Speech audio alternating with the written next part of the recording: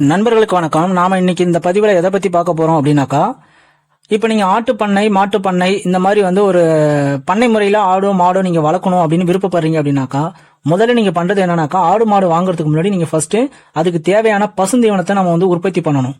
ஏன் அப்படின்னாக்கா, நாம வேற ரா மெட்டீரியல் இந்த மாதிரி கடையில் விற்கிற தீவனம் அந்த மாதிரியான அடர் தீவனம் வாங்கணும்னாக்கா நம்மள்ட்ட பணம் இருந்தாலே நம்ம போயிட்டு வாங்கிட்டு ஆடு மாடுக்கு கொடுத்துட முடியும். இந்த பசுந்தீவனம் அப்படிங்கிறது என்னன்னாக்கா, நம்ம வயல்ல போதுமான அளவுக்கு நம்ம உற்பத்தி பண்ணா மட்டும்தான் நீங்க பண்ணைய சக்சஸா கொண்டு போக முடியும்.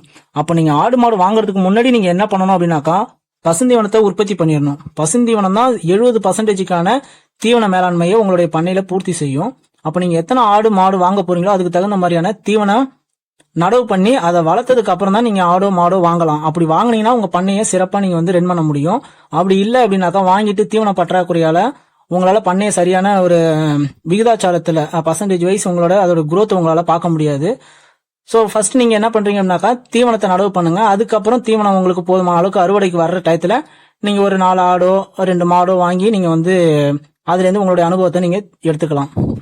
நாம இது மாதிரியான தீவன புல்லுக்கான விதைக்கரணை, ஜிஞ்சுவா விதைக்கரணை கொடுத்துட்டு இருக்கோம். வேணுங்கிறவங்க ஸ்கிரீன்ல தெரிய நம்பருக்கு தொடர்பு கொள்ளுங்க.